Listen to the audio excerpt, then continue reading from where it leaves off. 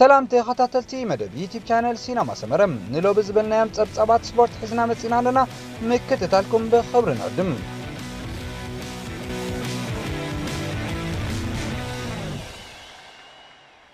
ننوح زبل غيزي كا وددر اتلتيكس تااليو صنحه ኤርትራዊ አትሌት ፔትሮ ማሞ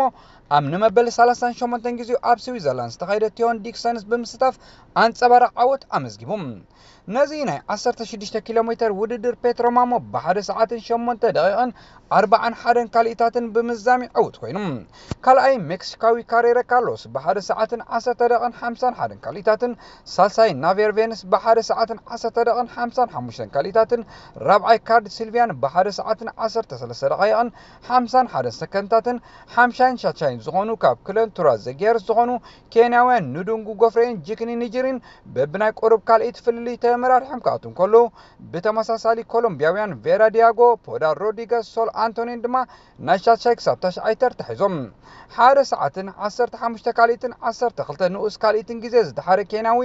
ጂልበርት ኮቢኒ ድማ 10 ክኸውን ኮሎ ኢትዮጵያዊ ተፈራ መኮነን ድማ ናይ 11 ደረጃ ሒዙ ውድድሩ ዛዚሞም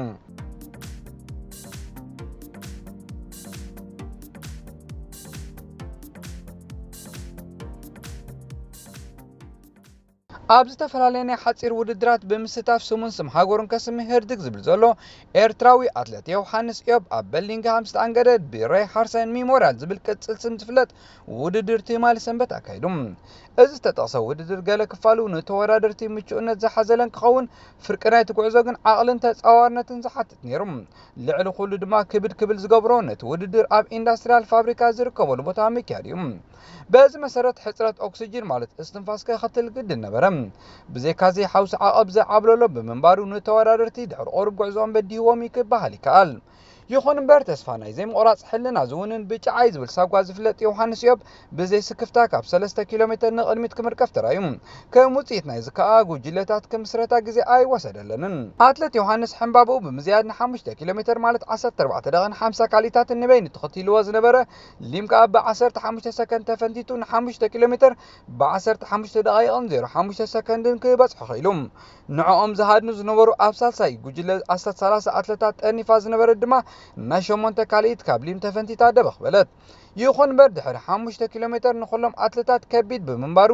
ዝያዳ ግዜ ክሓቶም ግድን ኮነ ከም ውጽኢት ድማ ዮሐንስ ኢዮብ ብዘይ ተቐጻጺ ብ32 ደቂቃን 53 ካሊታትን ቀዳማይ ኮይኑ ክዕወት እንከሎ ተኸቲልዎ ብተመሳሳሊ ካብ ድሕሪት ንበይኑ ጉጅለ መስሪቱ ዝወዓለ ሊም ብ33 ደቂቃን 29 ካሊታትን ካልኣይ ኮይኑ ውድድሩ ዛዚሞም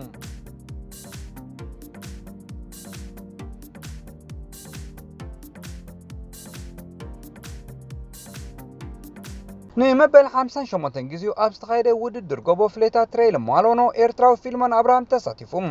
ናይ ጎቦ ውድድር ብኹሉ መዳዩ ልዕሊሉ ከም ዘቐርብ ዝፍለጥ ኮይኑ ኣብዚ ውድድር ዝሳተፉ ኤርትራውያን አትሌታቱን ብቁፅሪ ውሕድ ዝበሉ እዮም እዚ ስለ ዝኾነ ድማ ከም በዓል ፊልሞን አብርሃም ዝኣመሰሉ ኤርትራውያን አትሌታት ኣብ ከምዚ ዓይነት ከቢድ ውድድራት ተሳቲፎም ዓወት ከመዝግቡ ምርኣይ ቀሊል ኣይኮነን ፊልሞን አብርሃም ንውድድሩ ብ1 ሰዓትን 27 ደቂቃን 23 ካሊትን ግዜ ብምዛሚው ናይ ሳልሳይ ተርታ ሒዙ ውድድር ፈጺሙ ሴዛር ማስተርስ ቀዳማይ ክኸውን ከሎ ሮበርት ሲምፕሶን ድማ ካልኣይ ተርታ ዝሓዘ ናይ ካልእ ሃገር ጎያይ እዩ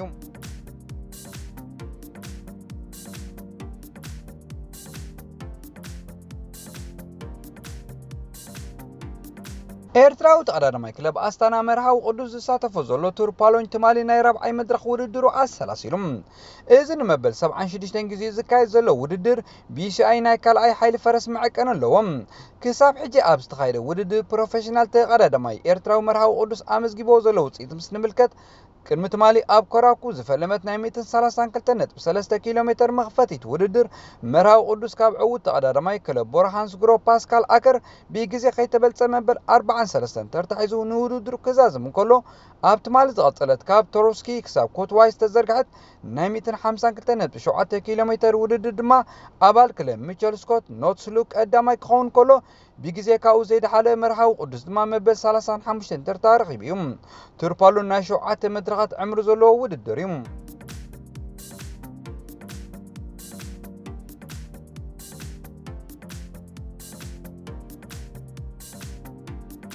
ካብ 31 ሓምለ ክሳብ ትማሊ ሰንበት 4 ነሓሰ ክካየድ ዝቐነየ መበል 16 ዙር ለሰይስ ፈረንሳይ ኤርትራዊ ተቐዳዳሪ ናትናኤል ተስፋፅዮን ክሳተፍ ቀኒዩ። እዚ ናይ 4 ዕምሪ መድረኻት ዝነበረ ውድድር ብሓፈሻ ናትናኤል ተስፋፅዮን ዝሓዞ ደረጃ ምስ ንርኢ ኣብ ቀዳመይቲ መድረኽ መበል 41 ካልኣይ መድረኽ መበል 35 ሳልሰይቲ መድረኽ ድማ 26 ኣብ ናይ ትማሊ ዛዛሚት መድረኽ ድማ መበል 52 ደረጃ ብምሓዚ ኣብ መጻኢ ዓብ ተቐዳዳማይ ክኸውን ከም ዝኽእል ናትናኤል ተስፋፅዮን ኣመስኪሩ ዘሎ። ኣብ ናይ ዝውድድር ግዜ ማልያ ድማ ናትናኤል ተስፋፅዮን ብ3 ደቂቕን 29 ካሊታትን ግዜ ብምድሓር ኣብ መበል 23 ተርታ ተቐሚጡ።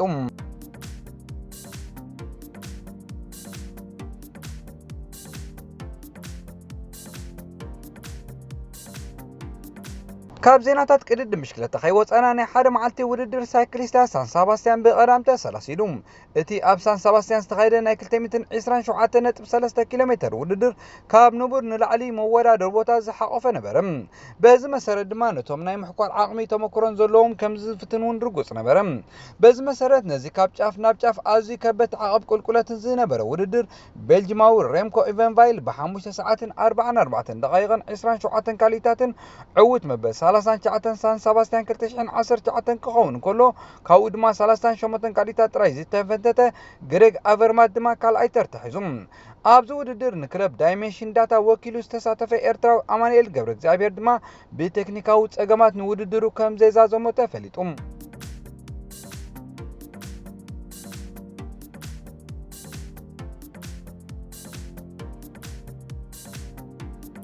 ኣብ ጀርመን ተወሊዱ ዝዓበየ ኤርትራዊ ጀርመናዊ ናይ መስመር ኣጥቃዓይ ሳሙኤል ግርማይ ኣብ ኩዕሶ እግሪ ዝነጥፍ ንሱ ካብታ ክፃወተላ ዝፀንሐ ሃይንዲ ሃይሚ ናብ ሻምፒዮንሺፕ ታሕተዋይ ዲቪዥን እንግሊዝ ምስ ዝኾነት ክለብ ካርዲፍ ተፀሚሩ ዘሎ። ሳሙኤል ግርማይ ናብ ክለብ ካርዲፍ ንምስግጋር መጠን ዝኽእል ናይ ጥረ ገንዘብ ብኤሮፓን ሮበርት ነስታ ዝፅዋዕ ተፃዋታይ 6 ሚልዮን ዩሮ ተኸፊሉሉ። እዚ ተፃዋታይ ካብ ህፃንነቱ ኣትሒዙ ኣብ ቤት ትምህርቲ ኩዕሶ እግሪ ዝተፈላለያ ጋንታታት ከም ዝሰልጠነን ብማልያ ክላይዛ ሳውስተንን ቲዚኤፍ 1860 ሙንቸንን ክፃወት ዕድል ረኺቡ እዩ። እዚ ወዶም ነቶም ኣብ ግዜ መግዛእቲ ኣብ ኩዕሶ እግሪ ኤርትራ ዓብ ተራ ዝነበሮም ኣቶ ስዩም ምስግና እዩ። ሳሙኤል ብ8 ጥሪ 1994 ኣብ ሙኒክ ጀርመን ተወሊዱ።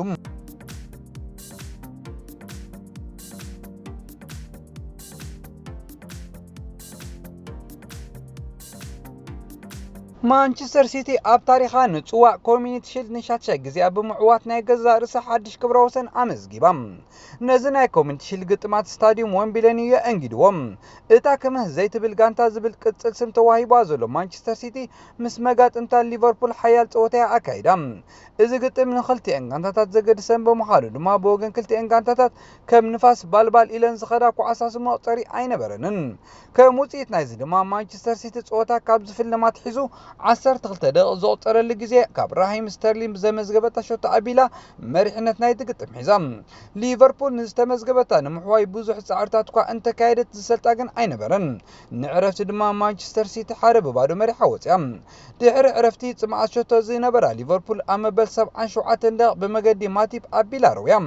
ብድሕሪዚ ካልእ ዝተመዝገበ ሾቶ ብዘይምንባሩ ናብ ፍጹም ቅላዕ ኣምሪሐን። ከፋፋሊ ሊቨርፑል ሆላንዳዊ ዊጃልንዱን ፍጹም ቅላዕ ብምስሓቱ ማንቸስተር ሲቲ ናይ 5-4 ውፅኢት ንተኸታታሊ ካልኣይ ናይ ኮሚኒቲ ሺልድ ዓወት ተጓናፂፋ። ድሕሪ እቲ ግጥም ኣሰልጣኒ ሊቨርፑል ዮርገን ክሊፕ ነቲ ግጥም ዝመርሑ ድያኑ ኣዒንቶም ካብ ዝግባእ ኣፍጢጡ ክሰርሕ ነይርዎም። ጌጋ ይኽለኣለ እምበር ፅቡቕ ኣይረኣየልናን ክብል ቅሬትኡ ገሊጹ። መዘንኡ ጎርዲዮላ ብወገኑ ተፃወቱ ዘንፀባረቑ ቅዲ ፀወታ ኣዝዩ ፍሉይ ምንባሩ ብምርኣድ ነዛ ፅዋዕ ኣብ ሕቑፎም ብምእታው ማለት ማዕረግ ክንደይ ብኣካላዊ ጥንካረን ኣተሓሳስባን ዓብዮም ከም ዘለዉ ዘርእዩ ምዃኑ ኣረዲኡ። እዚ ናይ ኮሚኒቲ ሺልድ ዓወት ማንቸስተር ሲቲ ኣብ ታሪኻ ሻትሻይ ዓወት እዩ። ብሓፈሻ ኣብ ታሪክ ናይ ዝግጥም ክርአ እንከሎ ድሕሪ መጋቢት 2018 ንፈለማ ግዜ ዘጋጠመ ክስተት እዩ። ዝሓለፈ ዓመት ዝኾነ ተፃዋታይ ከምቲ ዝበልዎ ንጎቦ ቪርጂል ኣሽኪዑ ንልዳት ሊቨርፑል ሾቶ ዘመዝገበ ተፃዋታይ ኣይነበረን። እዚ ግን ኣብ መንጎ ማንቸስተር ሲቲን ሊቨርፑልን ዝተኻየደ ናይ ኮሚኒቲ ሺልድ ፀወታ ነበረ ኮይኑ ኣብዚ ሲቲ ብፍጹም ቅላዕ ዝተዓወተትሉ ጸወታ ብራዚላዊ ኣጥቃዓይ ጋብርኤል ጀሱስ ዝሓለፈ ዓመት ዝበለጹ ተጻወትቲ ዓለምና ክበጽሖ ዘይከኣሉ ድሕሪ 65 ንቨርጂል ቫይንዳይክ ኣሽኪዑ ክሓልፎ ብምኽኣሉ ዝያዳ ኣቓልቦን ሰሓብነትን ክውንን ክኢሉ ነይሩ። ማንቸስተር ሲቲ ኣብ ዓመተ 2017 ኣብ ናይ ፍጻሜ ግጥማት ኤፍኤ ካፕ ንእንግሊዛዊት ኣርሴናል ኣብ ዌምብልዶን ክትረትዓ ብዘይምኽኣላ ሞሳናይ ትማል ሰንበት ደሚርካ ድሒራ ኣብ ዘካየደቶ 8 ግጥማታ ግን ኣብ ስታዲየም ዌምብሌይ ተዓዊታትሉላ። እዚ ማለት 6 ዓወት 2 ድማ ናይ ማዕረ ዘመዝገበቶ ውጽኢት እዩ።